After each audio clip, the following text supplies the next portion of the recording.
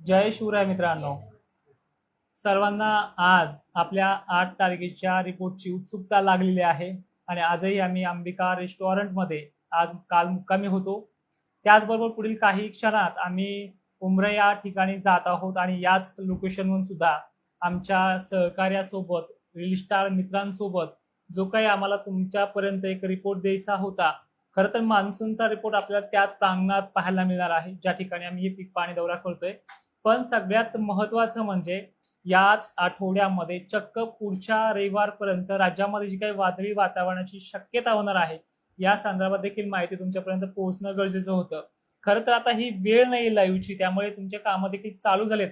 पण तरी सुद्धा ज्यावेळेस तुम्ही दुपारच्या वेळेला हा व्हिडिओ बघताय तो आपल्या इतरही बांधवांना शेअर करण्याचा प्रयत्न करायचा.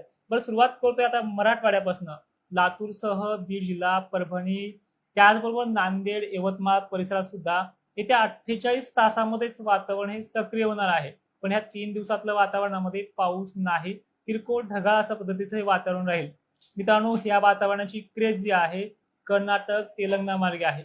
त्यामुळे दक्षिण महाराष्ट्र आणि विदर्भाच्या अनेक भागांमध्ये हा पाऊस पुढील काळामध्ये म्हणजे आठवड्यानंतर चक्क पुढचा शनिवार आणि पुढचा रविवार म्हणजे आठवड्यानंतर हा वातावरणाचे मेघगर्जनेसह पडसाद उमटणार आहेत. जवळपास पाडव्याचीच तारीख आपण इथे संभाव्य शक्यता सांगितलेली आहे. आणि त्याचबरोबर सातारा, सांगली, सोलापूर देखील नाशिक क्षेत्राचाही समावेश आहे. पण तुम्हालाही माहिती आहे, ज्यावेळेस तो दक्षिण महाराष्ट्राकडे येतो त्यावेळेस पश्चिम महाराष्ट्राला तो 1-2 दिवस लेट येतो. त्यामुळे आपण कधीही काय करायचे, ज्या भागाकडे पाऊस चालू आहे त्याच भागाकडे येत असताना आपल्याकडे येणार नाही या भ्रमात राहायचं नाहीये. खानदेश बाबत, खानदेशची उष्णता देखील खूप मोठ्या प्रमाणामध्ये वाढलेली आहे. खानदेशचाही शेतकऱ्यांना विनंती आहे. मागच्या वेळेस जळगावला पाऊस मात्र झाला नाहीये, पण त्यामागे असं नाही की ह्यावेळी होणार नाहीये. त्यामुळे सतर्कतेचा इशारा धुळे, जळगाव, नंदुरबार, शहादा या भागांना देखील राहणार आहे.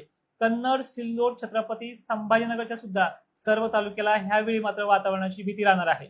वातावरणाचा पाऊस मात्र 20% एवढाच असणार आहे, पण तुरळक भागांना याची चिंता मात्र लागून राहणार आहे. 18-19 दरम्यान या भागातलेही वातावरण सक्रिय होईल. पावसाची टक्केवारी मात्र फक्त 25च्याही आतमध्ये राहणार आहे. सर्व दूरची व्याप्ती छत्रपती संभाजीनगर आणि जालन्याला नाहीये. मात्र लातूर परिसर, नांदेड परिसर ज्या भागात आम्ही स्थापित आहोत या भागाच्या परिसराला व्याप्ती 40 वरतीही जाते आहे. तर मित्रांनो, लाईव्ह मध्ये इथंच, पण याबरोबरच आणखीन सगळ्यात महत्वाचं, ज्यावेळेस आपल्या ऑफिसमध्ये आपण लाईव्ह घेणार आहोत त्या संदर्भात इथे सांगितलेला मान्सूनचा रिपोर्ट त्या वेळेला सुद्धा आपण देणार आहोतच.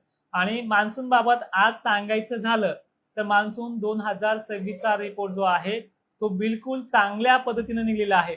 ज्या शेतकऱ्यांना दुष्काळाचा धाक वाटायचा त्या शेतकऱ्यांनी बिलकुल घाबरू नका.